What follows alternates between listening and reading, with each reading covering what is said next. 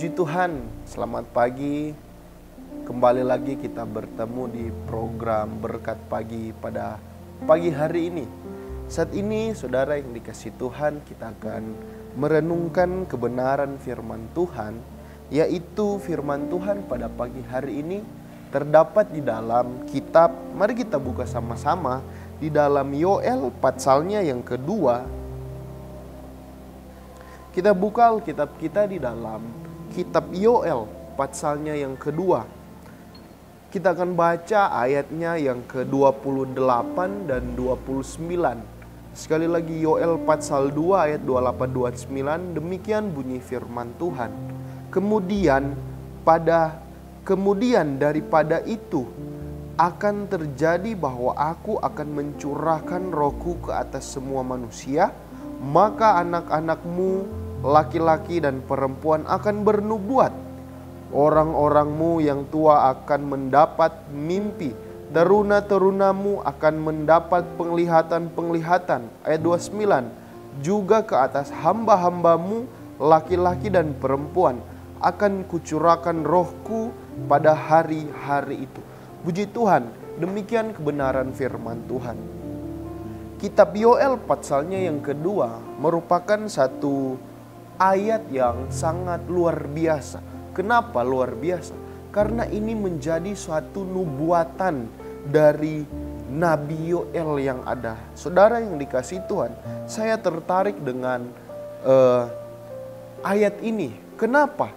Karena ayat ini itu adalah ayat yang sangat luar biasa. Bagaimana nubuatan bagi gereja Tuhan di zaman perjanjian baru.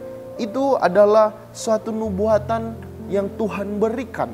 Untuk apa? Menyempurnakan gereja Tuhan. Dan nubuatan itu digenapi di dalam Kisah Rasul pasalnya yang kedua. Coba kita lihat di dalam Kisah Rasul pasal 2. Kisah Rasul pasalnya yang kedua ayat 1 sampai 13 itu berbicara tentang di mana pencurahan Roh Kudus di kamar loteng Yerusalem. Artinya nubuatan di dalam Yoel pasalnya yang kedua itu digenapkan di Kisah Rasul pasalnya yang kedua. Ini adalah satu hal yang sangat luar biasa yang Tuhan kerjakan bagi gereja Tuhan. Adalah satu hal yang sangat ajaib. Artinya Tuhan memperhatikan gerejanya. Tuhan memperhatikan pelayanan-pelayanan. Tuhan memperhatikan umat-umatnya di bumi. Maka dari itu dia mencurahkan rohnya di dalam dunia. Agar apa?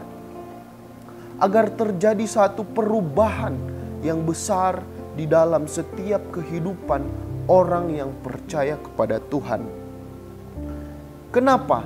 Karena Roh Kudus atau gereja Tuhan memerlukan yang namanya peranan Roh Kudus. Artinya gereja Tuhan tidak bisa berjalan, tidak bisa berkembang tanpa adanya Roh Kudus. Roh Kuduslah yang adalah penopang gereja itu. Maka dari itu ayat ini atau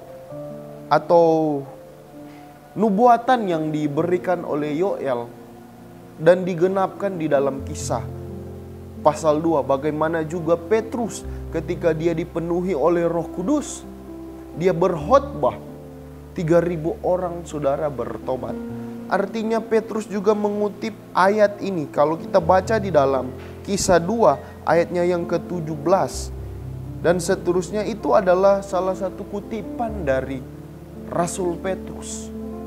Artinya dia menyadari bahwa Roh Kudus yang diberikan oleh Allah yang memampukan setiap mereka, anak-anak Tuhan, orang-orang percaya kepada Tuhan. Untuk apa?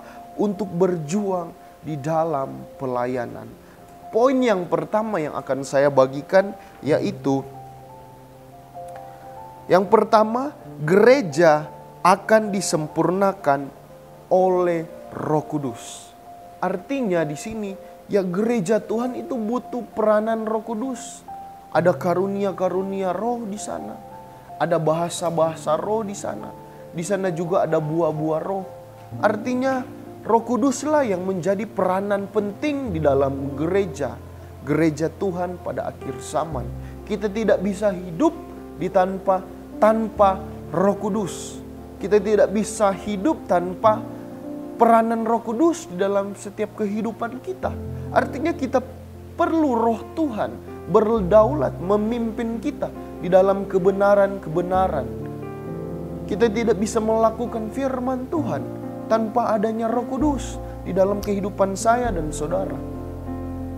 Poin yang kedua yang akan saya bagikan adalah orang yang akan terangkat ke padang gurun atau Firdaus itu adalah orang yang penuh Roh Kudus. Artinya saudara yang dikasihi Tuhan, ketika gereja telah disempurnakan, terus datang yang namanya masa penyiksaan antikris. Orang-orang percaya terlebih dahulu akan disingkirkan. Dan mereka dan syarat orang-orang yang akan disingkirkan adalah orang-orang yang penuh Roh Kudus. Ini adalah satu hal yang kita akan renungkan.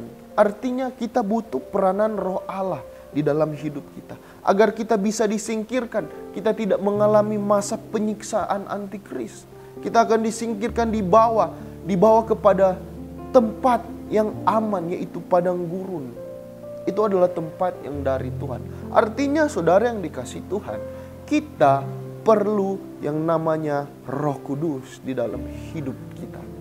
Karena Roh Kuduslah yang akan menyempurnakan hidup kita, yang akan membawa kita dari kebenaran sampai kepada kebenaran. Agar apa? Agar kita mampu, agar kita bisa selamat, agar kita bisa melihat Allah, agar kita bisa menikmati anugerah Allah. Kita butuh Roh Kudus di dalam setiap hidup kita. Roh Kuduslah yang memimpin kita kepada kebenaran. Puji Tuhan, firman Tuhan yang singkat pada pagi hari ini, kiranya Tuhan Yesus memberkati. Immanuel, Allah beserta dengan kita.